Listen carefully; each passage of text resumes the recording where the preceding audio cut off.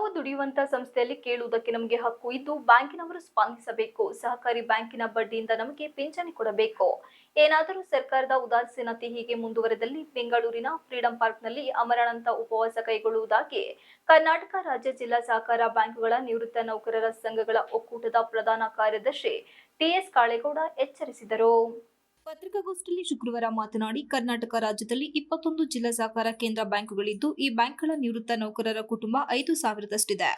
ಈ ನಿವೃತ್ತ ನೌಕರರ ವಯೋಮಾನ 66 ವರ್ಷದಿಂದ 85 ವರ್ಷದವರೆಗಿರುತ್ತದೆ. ಇವರಲ್ಲಿ ಶೇಕಡಾ 85 ಭಾಗದಷ್ಟು ನೌಕರರು ಆರ್ಥಿಕ ಸಂಕಷ್ಟದಿಂದ ಬಳಲುತ್ತಿರುತ್ತಾರೆ. ಕಾರಣ, ಇವರಿಗೆ ತಮ್ಮ ಸೇವಾ ನಿವೃತ್ತಿಯ ನಂತರ ಪಿಂಚಣಿ ಸೌಲಭ್ಯವಿರುವುದಿಲ್ಲ. ಸೇವಾ ಅವಧಿಯಲ್ಲಿ ಗೃಹ ನಿರ್ಮಾಣ, ಮಕ್ಕಳ ವಿದ್ಯಾಭ್ಯಾಸ, ಹೆಣ್ಣು ಮಕ್ಕಳ ವಿವಾಹ ಮುಂತಾದ ವೆಚ್ಚಗಳಿಂದಾಗಿ ನಿವೃತ್ತಿಯ ನಂತರ ಬ್ಯಾಂಕಿನಿಂದ ದೊರೆಯುವ ಅತ್ಯಲ್ಪ ಆರ್ಥಿಕ ಸವಲತ್ತು ಸಾಕಾಗದೆ ಜೀವನ ನಿರ್ವಹಣೆಗೆ ಕಷ್ಟವಾಗಿರುತ್ತದೆ. ಮುಖ್ಯವಾಗಿ ತಮ್ಮ ಬಾಳ ಮುಸ್ಸಂಜೆಯಲ್ಲಿ ಆಸರೆಯಾಗಿ ನಿಲ್ಲುತ್ತಾರೆಂಬ ಭರವಸೆ ಇದ್ದ ನಿವೃತ್ತ ಶೇಕಡಾ 80 ಗಂಡು ಮಕ್ಕಳು ತಮ್ಮ ವಿವಾಹದ ನಂತರ ತಮ್ಮ ಪತ್ನಿ ಮಕ್ಕಳ ಸಮೇತ ಕೆಲಸಕ್ಕಾಗಿ ನಗರ ಸೇರಿ ತಮ್ಮ ತಂದೆ ತಾಯಂದಿರ ಕಷ್ಟಕ್ಕೆ ನೆರವಾಗುತ್ತಿಲ್ಲ.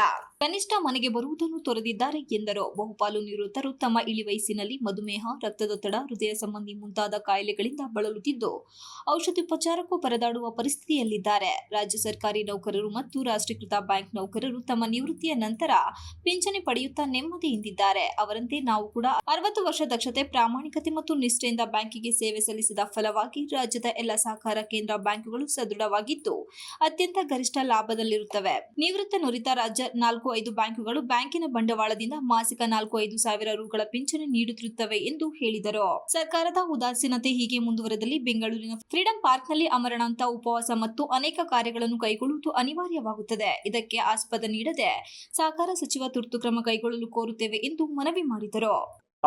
ಈಗ ಅದರಲ್ಲಿ ಇವರು ಎಲ್ಲಾ ಶಾಸಕರ ಪತ್ರಗಳು ಅವ್ರಿಗೆ ತಲುಪಿಸಿದೀವಿ ನಾವೀಗ. ಈಗ ಅವ್ರು ರಾಜಣ್ಣ ಅವ್ರನ್ನ ಮುಕ್ತವಾಗಿ 2-3 ಸರಿ ಭೇಟಿ ಮಾಡಿದೀವಿ.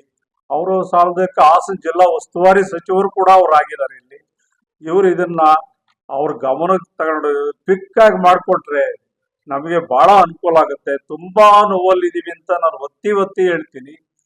ಈ ಸ್ಟೇಟ್ ಫೆಡರೇಷನ್ಗೆ ಏನು ಭರವಸೆ ಕೊಟ್ಟರು ಅವರು ರಾಜಣ್ಣ ಅವರು, ಅದನ್ನ ಈಗ ಅವ್ರು ಹೇಳ್ತಾ ಇದಾರೆ, ನನ್ನ ವಿಶೇಷ ಕರ್ತವ್ಯಾಧಿಕಾರಿ ರಮಣರೆಡ್ಡಿ ಅವ್ರ ಹತ್ರ ಹೋಗ್ರಿ, ನೀವು ಅಲ್ಲಿ ಮಾತಾಡ್ರಿ, ಅಲ್ಲಿ ಎಲ್ಲ ನಾನು ಹೇಳ್ಬಿಟ್ಟಿದ್ದೀನಿ ಅಂತಾರೆ. ಇವ್ರು ಮಾಡ್ಬೇಕಾದ್ದು ತಿದ್ದುಪಡಿ ತರಬೇಕಷ್ಟೇ, ಇವ್ರೇನೇನೋ ಮಾಡ್ಬೇಕಾಗಿಲ್ಲ.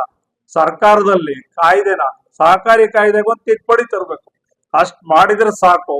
ಒಂದು ಈ ಕೊನೆ ಅಂಚಲ್ಲಿ ಬಹಳ ಮುಸ್ಸಂಜೆಲಿ ಕನಿಷ್ಠ ದಿನ ಎಣಿಸ್ತಾ ಇರೋಂಥ ಕಾಲದಲ್ಲಿ ಅವ್ರು ನೆಮ್ಮದಿಯಾಗಿ ಸಾಯ್ತಾರೆ ಅನ್ನೋದಂದ ನಾನು ಒತ್ತಿ ಹೇಳ್ತೀನಿ. ಇದ್ರಲ್ಲಿ ಏನು 5,000 ಸಂಖ್ಯೆ ಇದೆ, ಅದರಲ್ಲಿ ಒಂದು 10% ಚೆನ್ನಾಗಿರ್ಬೇಕು. ಒಂದು 10% ಮಕ್ಕಳುಗಳು ಅವ್ರ ಅಪ್ಪ ಅಮ್ಮಂದಿರು ಚೆನ್ನಾಗಿ ನೋಡ್ಕೊಳ್ತಾ ಇದ್ದಾರೆ.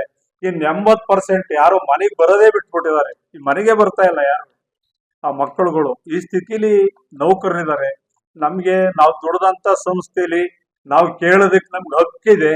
ಇದಕ್ಕೆ ನಮ್ ಕಷ್ಟಕ್ಕೆ ಸ್ಪಂದಿಸಬೇಕಾದ್ದು ಆದ್ಯ ಕರ್ತವ್ಯ ಬ್ಯಾಂಕ್ಗಳದ್ದು ಇದೆ.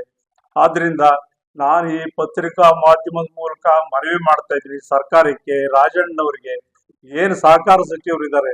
ಪತ್ರಿಕಾಗೋಷ್ಠಿಯಲ್ಲಿ ಕರ್ನಾಟಕ ರಾಜ್ಯ ಜಿಲ್ಲಾ ಸಹಕಾರ ಬ್ಯಾಂಕುಗಳ ನಿವೃತ್ತ ನೌಕರರ ಸಂಘದ ಒಕ್ಕೂಟದ ನಿರ್ದೇಶಕ ಹೇಮಂತ್, ಕಾರ್ಯದರ್ಶಿ ಬ್ಯಾಟಜಾರ್, ಮಂಜೇಗೌಡ ಇತರರು ಉಪಸ್ಥಿತರಿದ್ದರು.